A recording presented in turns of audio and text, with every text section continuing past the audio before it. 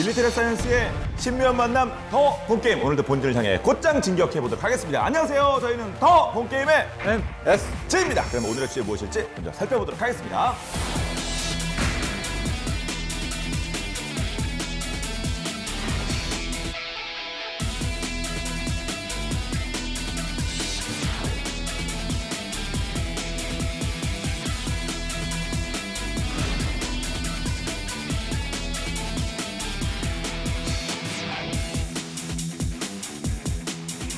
자, 지난 시간 하나 디펜스와 독일 라인메탈 디펜스의 2파전, 그러니까 호주 미래형 장갑차 사업에 대해서 다뤄봤는데요. 근데 상대인 이 라인메탈이 무슨 회사인지 지피지기면 백전백승인데 그래서 전혀 모르거든요, 전혀. 그래서 한번 이번에 제대로 파보는 시간을 갖도록 하겠습니다. 언론에서는 다윗과 골리앗의 싸움 이렇게도 표현했는데, 이거 뭐 다윗과 골리앗 그러니까 좀 확률이 좀 떨어지는 건데요. 하나가 들으면 좀 서운하겠지만. 그럼 예, 이거 빼 그러면 맞수의 대결이 되겠는데요.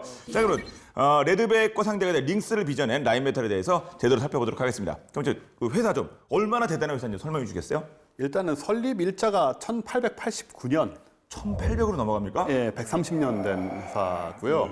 처음에는 이제 베를린에 있다가 독일이 갈라지면서 이제 베를린 쪽이 이제 동독 지역이 되니까 이제 서쪽으로 갔죠. 그래서 노르트라인 베스트팔렌 주라는 데에 있게 되는데, 그 뒤셀도르프라는 도시로 유명한. düsseldorf는 좀 알죠, 우리가. 예. 이 주는 사실 이름은 되게 영어로 보면 간단한 거예요. 노르트라인은 이제 라인과 북쪽이라는 뜻이고, 베스트팔렌은 원래 거기 지명인데 서쪽 평야라는 뜻이니까, 그러니까 독일의 이제 서쪽에 라인강 북쪽에 있는 그 주 지역이다. 김포쯤 되는 느낌이 든지 한강 기준으로. 예, 인천이나 뭐 대충 이런 한반도로 따지면. 근데 여기가 지금 독일에서 가장 인구가 많은 주라, 뭐 본 옛날 수도였던, 서독의 수도였던 본도 여기 있고, 디셀도르프도 여기 있고, 쾰른 대성당 있는.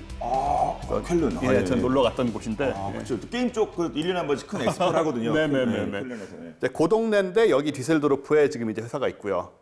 네임은 이제 라인 메탈이니까 뭐 한강 금속, 라인강 금속이란 말이니까. 라인메탈, 라인이 강 이름이니까. 그렇죠, 라인강이니까 예. 한강 금속. 대표적인 강이니까 우리는 한강. 그죠. 뭐 이렇게 하면 이제 물레동에 있는 그 많은 업소들이 떠오르는 그런 이름이 되는데.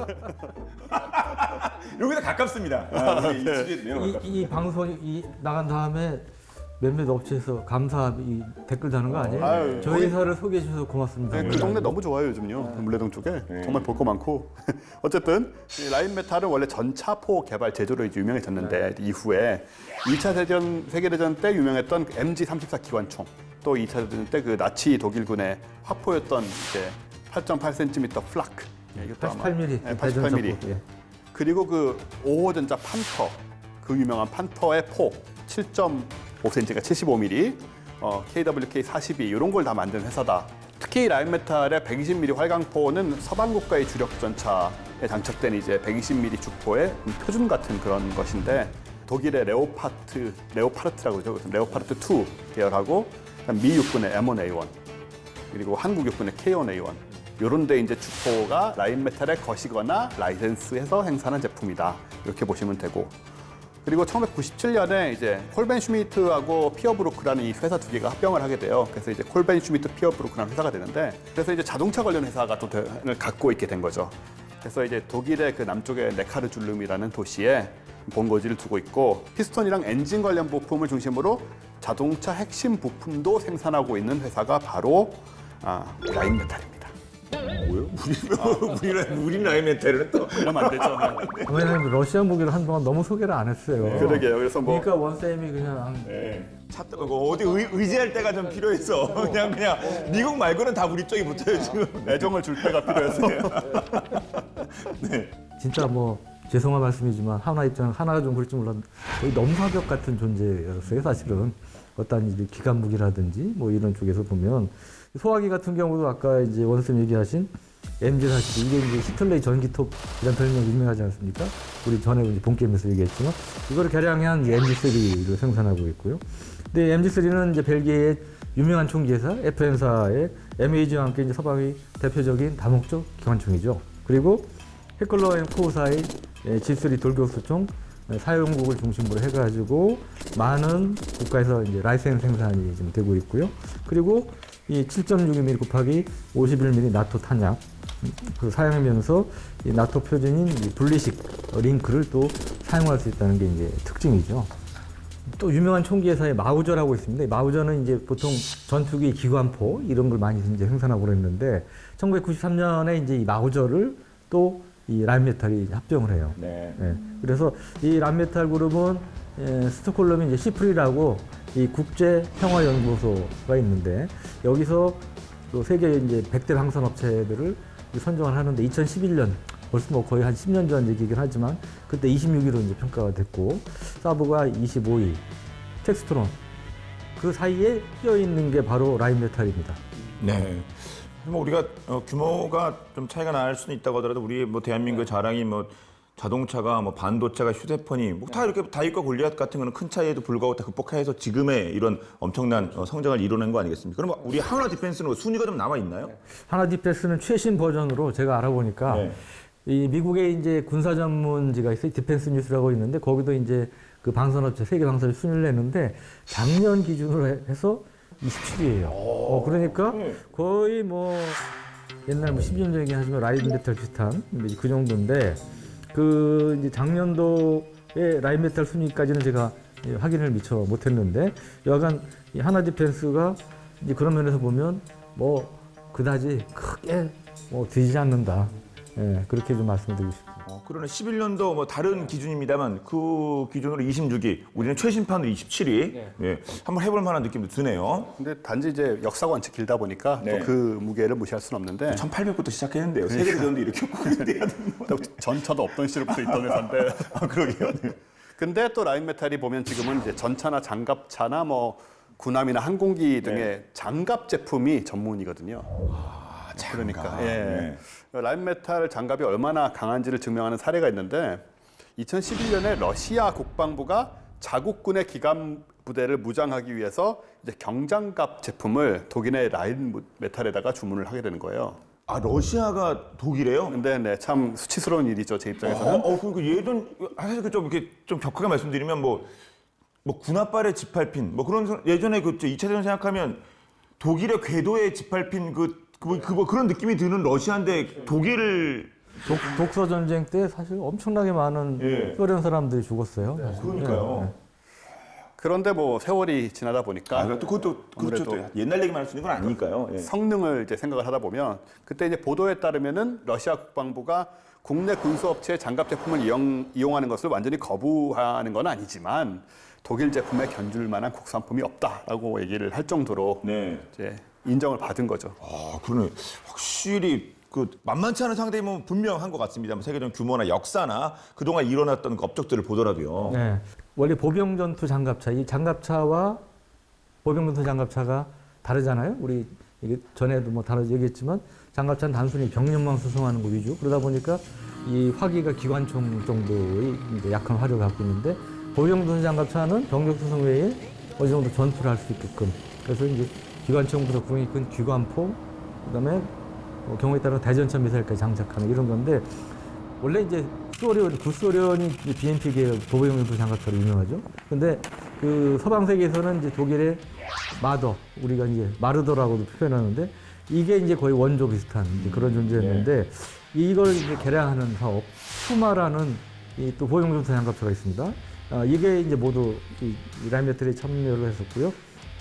여기에 이제 2020년대 이후에 세계 수출 시장을 겨냥해서 이제 새로 개발한 게 바로 우리 레드백과 붙게 된 링스, 예, 그렇죠? 저거 자꾸 우리 잘 좀 갖다 붙였으면 좋겠습니다, 진짜. 근데 2020년대 이후에 이제 세계 수출 시장을 겨냥해서 만든 게 링스 장갑차인데 이게 바로 호주 장갑차 사업에서 하나 디펜스 레드백과 경합을 벌이고 있는 게 바로 이 링스죠. 네. 호주가 이제 400대 그 수요가 있고요. 체코도 200대 정도의 장갑차 사업이 있어요. 그리고 제일 큰 이 대박 시장이 어디냐? 바로 미국입니다.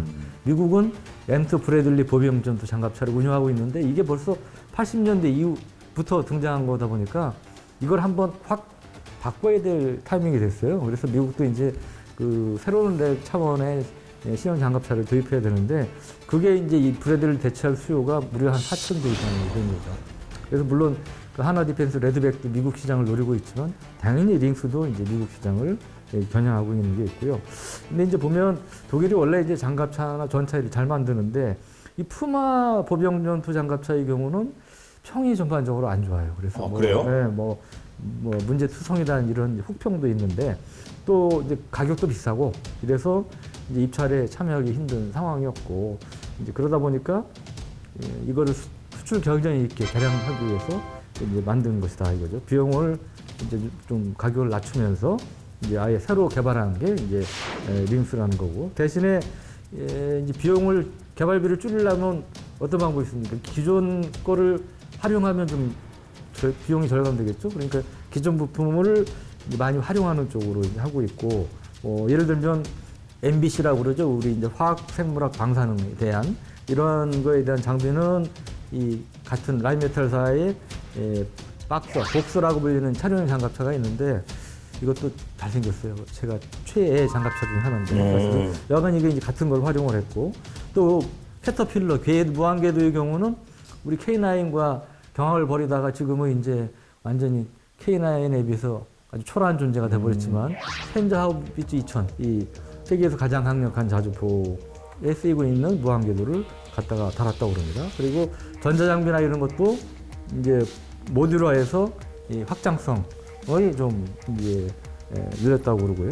그리고 이제 그 외에 뭐 움직이는 여러 가지 이제 구동 관련 장비라든지 임무 키트라든지 이런 것들을 사용을 해서 이 장갑차라는 게 이제 단순히 병력 수송만 하는 게 아니고 다양한 용도가 있잖아요. 거기 뭐 우리 앰뷸런스, 군환, 그러니까 우리가 저 환자들 수송하기 위한 그런 차량도 있고 그 주의 차량, 고장난 거 끌어가는 군환 차량 뭐 이런 것들 다양한 변형들이 있는데 이런 것들이 이제 가능하다는 것이고 또 그 급하면 야전에서 이제 포탑을 뗐다 붙였다 할 수 있는 이것도 편하게 할 수 있도록 이게 이제 8시간 내에 보병 수송 장갑차에서 단순한 병력 수송 APC로 변환시킬 수 있는 이제 그런 기능들. 8시간 만에요? 예. 그러니까 모듈화가 대단하네요. 포탑 떼내고 예. 뭐 거기 기관총 달고 뭐 해가지고 이제 그런 식으로 할 수 있게끔 했다는데요. 링스는 이제 2가지 버전이 있습니다. KF31, KF41. 이게 무슨 우리 마스크 40일, 30일 이건 쓰나 마나 이거요. 쓰나. 예, 아유 그냥 쓰나 마. KF 30일. 아유 40일. 예, 그냥 이거는 바로 10만 원 때려야 돼 이거. 40일이면 40일이 뭡니까? 이게 이 코로나 사태가 벌어질지 모르고 붙인 이름이에요. 예, KF가 이게 진짜 예. 이게 좀 코로나 감안하면 경쟁력이 전혀 없는 예, 거예요. 말도 안 되는 그냥 흡입이죠 이거는. 생흡입이에요 이건요. 심호흡 수준입니다. 예. 그래서 이게 이제 2016년 6월에 종전에 이제 마르더 자체의 퓨마의 포탑을 올린 것이 이제 그 KF31인데 이게 이제 먼저 공개가 됐고요. 그리고 이제 2018년 6월에 기존의 라인메탈 장갑차는 다른 형태의 새로운 버전인 KF41이 공개가 됐는데 KF31은 6명, KF41은 8명의 보병을 각각 수송할 수가 있습니다. 근데 이 중에 이제 우리 레드백과 경쟁하는 게 신형이 이제 KF41. 8명 타는 거예요. 예, 그게 이제 경쟁을 이제 하고 있는데 이게 뭐 자세한 재원은 또 뭐 그쪽에서도 쉬쉬하니까 뭐 아주 자세히는 알 수 없지만 외형도 보면 좀 준수하게 생겼어요. 그리고 이 성능도 상당히 준수한 편이다. 다만 이 문제는 아까 말씀드렸지만 여기저기서 많이 끌어서 썼다고 그랬잖아요. 네. 비용과 시간을 절감하기 위해서. 근데 그러다 보니까 막상 각각 개개를 뜯어놓고 봤을 때는 좋은데 이걸 합쳐놨을 때 통합적으로 효과가 봤을 나냐. 때 예. 정말 베스트냐 그거는 항상 그렇지 않은 경우가 많죠 사실은. 그래서 이제 그런 부분들에 이제 퀘스천 마크가 제기되는 부분이 있는데 파워팩 같은 경우는 새롭게 엔진과 변속기를 결합시킨 새로운 걸 만들었는데 이게 아직 검증이 제대로 이제 안 됐다는 것이죠. 근데 우리 이제 하나 디펜스 레드백 같은 경우는 K9의 파워팩을 씁니다. 그러니까 K9이 검증돼 있잖아요, 이거는. 그러니까 그 점에 있어서는 레드백이 그래도 KF41 링스에 비해서 좀 강점이라고 볼 수가 있겠죠. 링스의 파워팩은 아직까지 검증되지 않은 것이다. 예, 그게 이제 단점으로 링스가 작용합니다. 링스가 좀 완성된 겁니까 이게? 아니면 좀 만들어 가는 과정인 거예요? 어떻게 된 거예요, 링스 이거? 뭐가 대중에 공개되지 않은 것도 많고 무슨 앞으로 보니까 신뢰성의 의문점 이게 지금 완성돼 딱 나와서 지금 된 겁니까? 어떻게 된 거예요? 개발 중인 거예요? 이미 그냥 완성돼 있긴 하죠. 네. 예, 완성돼 있긴 하고, 그러니까 어떤 면에서는 레드백보다는 좀 더 이 운용 시간이나 이런 것들이 더 많은 이제 그런 평가도 받고 있죠. 레드백은 이제 막 만들어낸 거고요. 네. 링스가 이게 시라손이라는 뜻이군요. 링스가. 그렇죠. 근데 이것도 표준어가 스라손이네요. 예, 우리나라 스라소니하고 좀 다르겠지만 주로 이제 뭐 북미나 이런 데서는 이렇게 귀 뾰족하고 이렇게 털난 그 고양이과 동물 링스라고 하는데 링스는 뭐 라인 메탈이 원래 쓰고 있던 렌스 포탑을 장착을 해 있고요. 또 KF41에는 안정화 시스템에 또 구경 35/228mm 자동포를 거치한 렌스 2.0 터렛이 장착이 되어 있습니다. 이 라인 메탈 디펜스가 설계를 하고 제조하는 건데 이 렌스 포탑은 총률 교체가 가능한 7.62mm 동축 기관총이 장착이 되어 있고 그래서 필요시 총률을 교체하면서 계속 이제 사격을 할 수가 있고요.